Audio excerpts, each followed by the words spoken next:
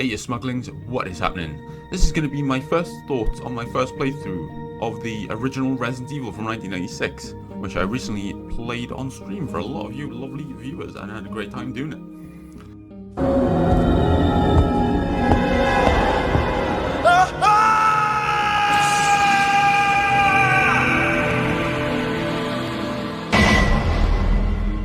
So this is just going to be a little video detailing my thoughts on the game after finishing it, and we're going to talk about that in this particular video. And to give a bit of context, I have played quite a lot of Resident Evil games and I've liked quite a lot of them, and I believe my favourites currently are the Resident Evil 2 remake and Resident Evil 7 Biohazard. I think those are currently my favourites of the series, and I've always been interested in trying the original Resident Evil, but the original Resident Evil games have not really been that accessible to me because they're only on PS1 and PC, I believe. But now they are on PS5 and they were available for me to play, and they were very cheap recently. They were on sale, so I thought I had to pick them up, and I was happy that I did it because I got to experience the game for the very first time. To give a bit of context, I've always been more of a Silent Hill person with regards to survival horror. I've always enjoyed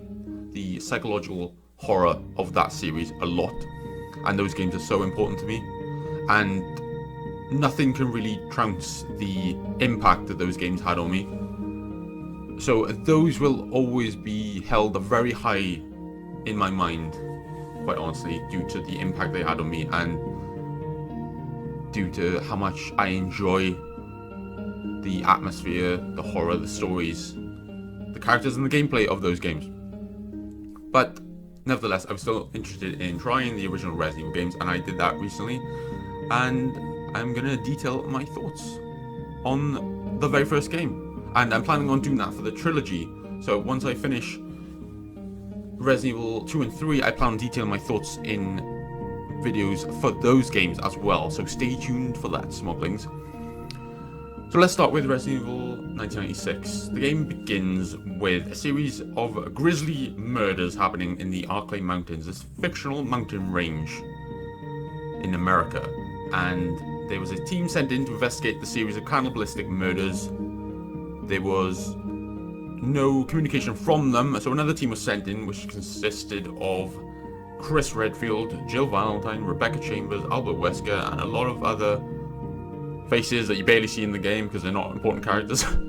But they were sent in to investigate this series of murders, and then they faced some sort of attack from a monster, and then they decided to take refuge in this big, ornate, gothic mansion that was nearby.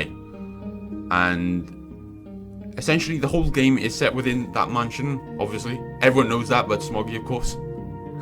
I didn't know that, but I'm just saying. I never played this game before, so I didn't have familiarity with it. But the game takes place entirely in the Spencer Mansion, and you're engaging in the typical survival horror gameplay of solving puzzles, defeating enemies, and exploring the various rooms and hallways in the Spencer Mansion, which is this legendary setting for a survival horror game. Legendary place in survival horror is the Spencer Mansion.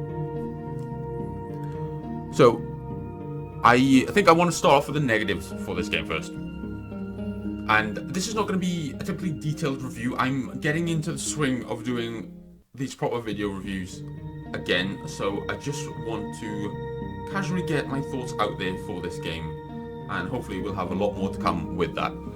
For the negatives of this game, I'm not a massive fan of the concept of the item boxes, and I'm still not. I do understand the purpose they serve for survival horror, but I can't undo the fact that I'm so used to having the characters magically acquire all the items and be able to keep them, as it is in Silent Hill, where you don't need an item box, where all the items are with the character already, and I'm just used to that, and it's hard to untrain that because I've been used to that for so long in my life. But it's obviously not really a fault of the game, it's my own fault for not being able to be comfortable with it. But it does heighten the tension to an extent, obviously, and it does make the experience more thrilling to an extent, but I'm just not a fan of them, quite honestly. I'm just not a fan of the item boxes, but it's not a major issue with the game. It's obviously a game that's not impossible to get through, and I'm not a great gamer. I'm a bad gamer. I just want to point that out, that I am definitely a bad gamer, and I had a whole lot of help from some great contributors in the chat. I'm going to give a shout out to The Great Achiever and Sunny Gaming 2020 for probably helping me. And then you've also got Donald Mackerel Gaming, awesome YouTube channel, and Private Wayno. So these guys really helped me get through the game for a novice like me, because they were definitely more knowledgeable of Resident Evil than I was. So I really appreciate their input for me in the particular game. And I'm not a big fan of the item boxes, like I said, that's completely fine. That's just a little aspect of the game. But the acting as well is atrocious, and I know it is funny at certain points, but the game could have been a lot more haunting if the acting was better, if you believed in the characters. And I know they fixed that in the subsequent Resident Evil entries, obviously, but it is probably atrocious. I don't know how they thought that the line deliveries were good enough to be in the game, but at the same time, video games weren't a massive industry like they are now, so that's completely fine. It's alright. It's just a little part of the game. But those really are the biggest negatives I have of the game, quite honestly, because the game is really good, surprisingly. Surprise, surprise! Resident Evil is a great game, who knew? But I really enjoyed my playthrough of the game for the first time, and I'm playing it 30 years later, because I do know that it's the 30th anniversary of Resident Evil, so it is a long time after the original release of the game. But I had a great time playing it, and I think as I'm getting older, I'm getting more comfortable with the old games, and I'm not as enthralled with brand new games anymore. And that is me just being an old man shouting at the clouds.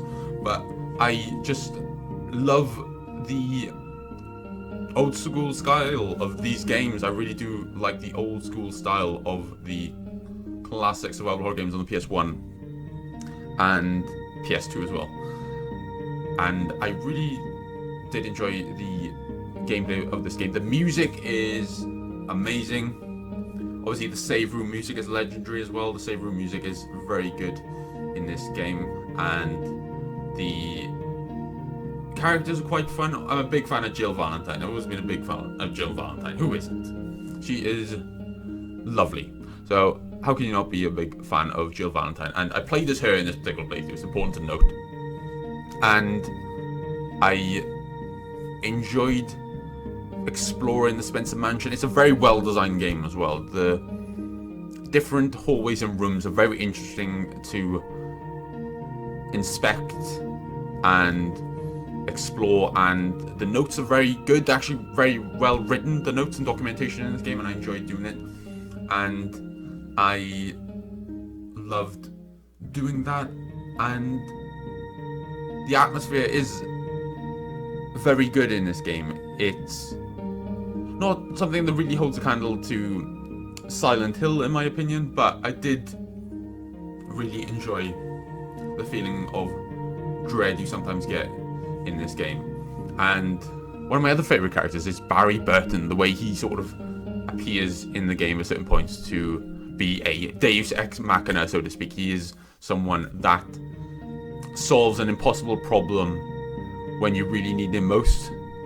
For example, when you're fighting that plant boss fight, about 2/3 of the way through the game, he does appear and saves the day, and it's really cool to see that, quite honestly. It is cool that he is there and able to save you from such a big danger in the game. And I thought that the puzzles were very good as well. I definitely needed help with some of them, and that is the thing, that when you're streaming you don't want to bore the viewers too much, so you want that bit of aid in order to progress through the game. So it was cool having the viewers there, and it made it a lot more fun, quite honestly, because I was getting a lot of information from the viewers in this game, and that made it much more entertaining. It was great hanging out with the subscribers that I had, and it was a really good experience overall, quite honestly. Like I said, it's not going to be a really detailed review of this game. I can get back in the swing of doing that. I want to do more on the main channel, quite honestly, as well. I want to do movie reviews, I want to do movie discussions on the main channel as well. And I've always found that the gaming channel is a bit of a testing bed for what I want to do. And it's a good place to just casually discuss what I want to talk about, and then we can improve from there. But like I said, I've just been a bit busy recently with work. I've been in the office quite a lot, and it's just taken up a lot of time, and I was unemployed when I first started doing YouTube properly, so I don't have as much time, but I want to get back on the swing of things, and hopefully we can do that soon. But I will keep you posted, Smauglings. Got a lot of exciting stuff coming out in the next couple of weeks to months, so I wanted to just give my thoughts on Resident Evil 1996. If I were going to give a score for the very first Resident Evil, I would give it an 8 out of 10. A great score for a great game, quite honestly. I really enjoyed playing through this game for the very first time. Not again, because I never played this game before. I really enjoyed playing through this game, and it's cool to see where a lot of the tropes come from in the Resident Evil series. You're seeing the birth of some amazing tropes and things that will be very influential in the future for other survival horror games. So it's cool to see that. But I just want to give this little video, Smaug's, detail my thoughts on the very first Resident Evil. I'm a little rusty, I'm not gonna lie, doing these proper video reviews. But like I said, I do want to do more of them. They will get better, Smaug's, okay? I do appreciate you guys for watching this video, and we are currently doing the playthrough for Resident Evil 2 1998, the original Resident Evil 2 on the PS1, played on the PS5. So I've had quite a few of you join for that, so I really appreciate you guys for doing that, and we will continue doing the original trilogy for Resident Evil. So please stay tuned for that, Smauglings. But like I said, Smauglings, you guys are awesome. Thank you for sticking by me. Really do appreciate it. And I will see you in the next video, Smauglings. So you guys take care, and I will see you soon.